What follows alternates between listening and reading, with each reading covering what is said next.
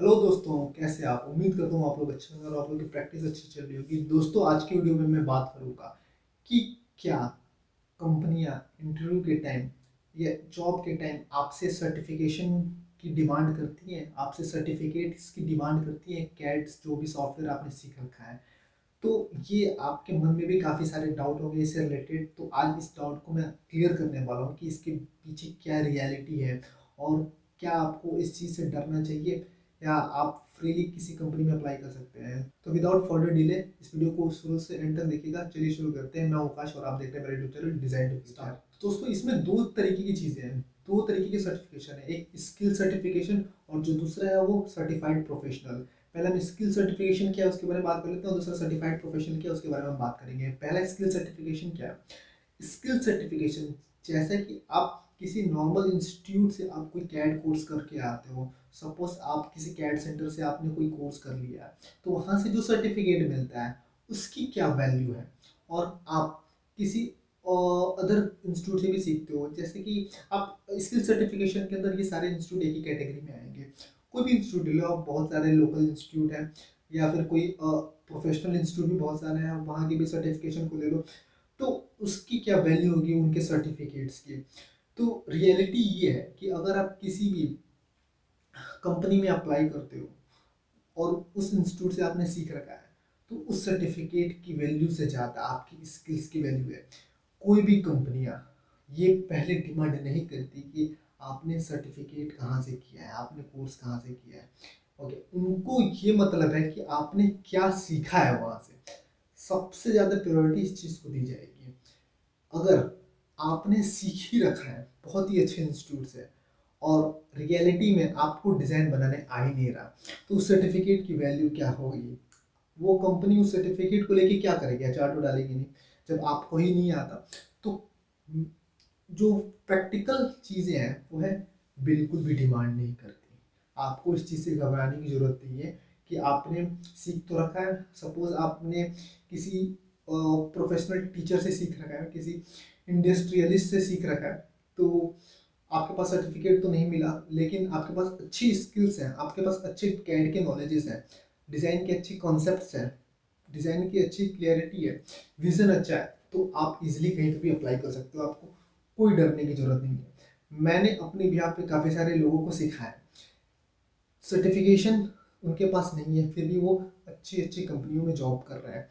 क्यों? क्योंकि उनके पास अच्छे स्किल्स हैं, अच्छी नॉलेज है, तो कंपनियां कभी डिमांड नहीं करती।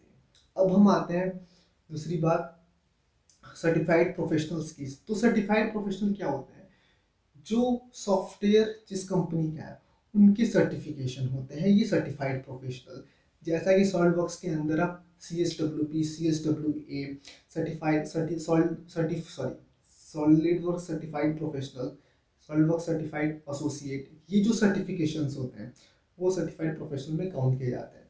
तो अगर आप किसी ऐसे जॉब में अप्लाई करते हो जहाँ पे CSWP की ही रिक्वायरमेंट है, मतलब कि वहाँ पे उनको वही बंदा चाहिए जो CSWP कर चुका हो, तो अब वहाँ पे आपको सर्टिफिकेशन की जरूरत जरूर पड़ेगी।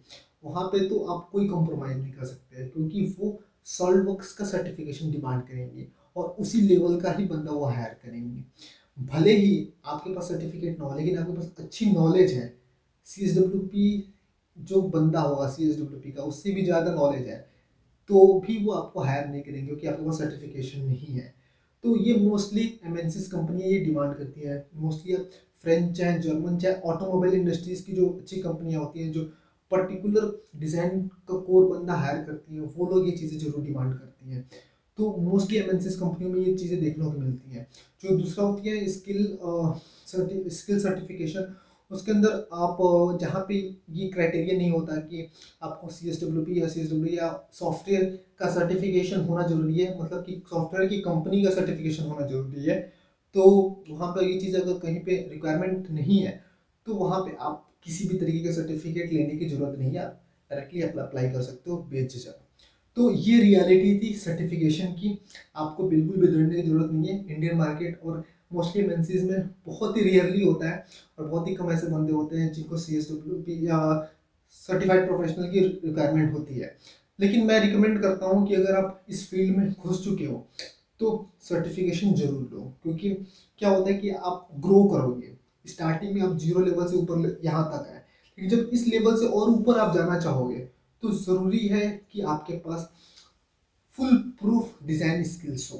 ठीक है, तो वहाँ उस लेवल तक जाने के लिए आपको हर चीज़ आनी जरूरी है। फिर वहाँ पे आपको जो कंपनी का सर्टिफिकेट्स है, जो प्रोफेशनल सर्टिफाइड सर्टिफिकेट्स है, वो होने जरूरी हैं। तो आप पहले आप स्टार्ट में ग्रो करो, फिर आप उन चीज़ों को भी लर्न करके आप एक एग्जीक्यूट करो। तो दोस्तों, उम्मीद करता हूँ आपको इस वीडियो से सारे डाउट्स क्लियर हो गए होंगे सर्टिफिकेट से रिलेटेड। अगर आपको फिर भी कोई डाउट रहता है तो प्लीज़ डिस्क्रिप्शन बॉक्स में लिख के बताएं। और अगले वीडियो में आपसे जल्दी ही मुलाकात होगी। तब तक के लिए stay tuned, stay blessed, stay inspired.